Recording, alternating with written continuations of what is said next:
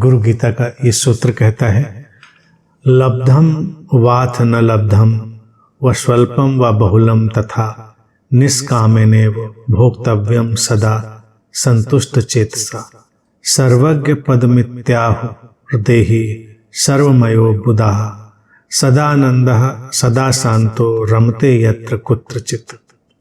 अर्थात जो साधक समझ से भर रहा है उससे अभीष्ट यानी उसकी इच्छा के अनुसार मिले या ना मिले, उसे ज़्यादा मिले अथवा कम मिले, इस चिंता में वो नहीं पड़ता। इस चिंता को छोड़कर वो सभी कामनाओं से मुक्त होकर संतुष्ट चित्त होकर जीवन यापन करता है। ज्ञानी जन इस अवस्था को ही सर्वज्ञ पद कहते हैं। इसे प्राप्त करके देहधारी जीव सर्वात्म हो जाता है। इस अवस्था को पाने वाला साधक सदा शांत, हमेशा ही आनंदित एवं यत्र तत्र रमने वाला होता है।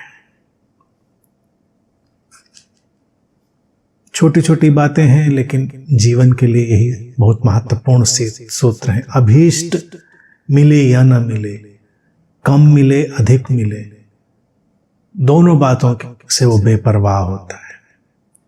अब यहाँ पर देखिए बड़े सुंदर ढंग से बात आ गई है।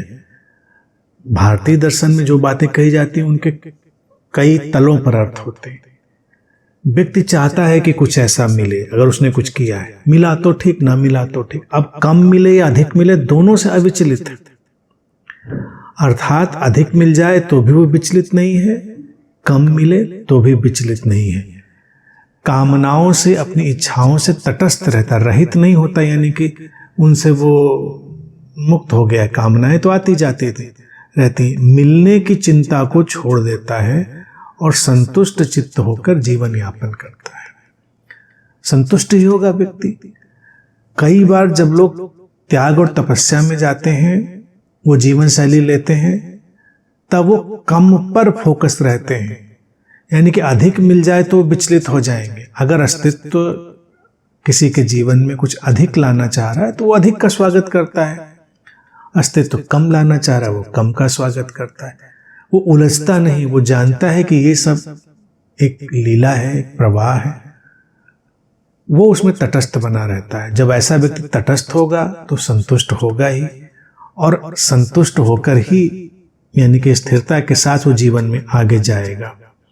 सूत्र कहता है कि ज्ञानी जन इसी अवस्था को सर्वज्ञ पद कहते हैं, यानी कि ये व्यक्ति एक ऐसी अवस्था में है जहां पर कुछ भी उसे विचलित नहीं कर सकता, और इसे प्राप्त करके देहधारी जीव सर्वात्म हो जाता है।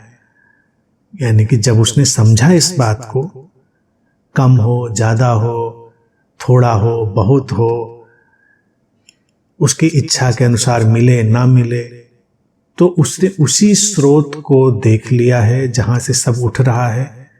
लहरें छोटी उठी, बड़ी उठी, ऊंची उठी, नीची उठी, इससे वो अविचलित है। वही सर्वात्म स्थिति है कि वही एक अस्तित्व, समग्रता, वही एक स्रोत सब कुछ को घटा रहा है। तो उसे बस तटस्थता के साथ, यानी कि एक डिटैचमेंट के साथ उसमें आगे चलते चले जाना है। सूत्र कहता है इस अवस्था को पाने वाला साधक शांत, हमेशा आनंदित और यत्र तत्र रमने वाला होता है। शांति तो आ ही जाएगी जब व्यक्ति ने चीज सीख ली, संतोष सीख लिया। आनंद अर्थात प्रसन्नता भी आ ही जाएगी। ये गुण छोटा थोड़ा ही है, बहुत बड़ा गुण है। तो शांति प्रसन्नता आ गई, शांति प्रसन्नता आ गई तो प्रेम और संसरता भी आ ही जाएगी। अब सूत्र कहता है यत्र तत्र रमने वाला है, यानी कि वो जहां कहीं होगा वहीं रम जाएगा। उसके लिए वहीं पर उसका राम घट जाएगा। जहां हम रमते हैं वही हमारे लिए राम हो जाता है, दिव्य हो जाता है, परमात्मामय हो जाता है। कोई पकड़ नहीं। भारत में इसीलिए जब साधुओं की परंपरा हुई और बुद्ध ने भी जो भिक्षुओं की परंपरा पैदा करी, तो लोग चल रहे हैं, यहां वहां कहीं भी जा रहे हैं, अटकते नहीं कहीं, यत्र तत्र यहां से वहां जा रहे हैं। इसलिए क्योंकि आसक्ति की आवश्यकता नहीं। अब इसको नियम भी नहीं बना लेना है कि भटकते ही रहना है। मान लो कोई एक जगह टिक गया, वहां से अपना काम कर रहा है, लेकिन वो लिप्त नहीं है, आसक्त नहीं है, बस इतना महत्वपूर्ण है।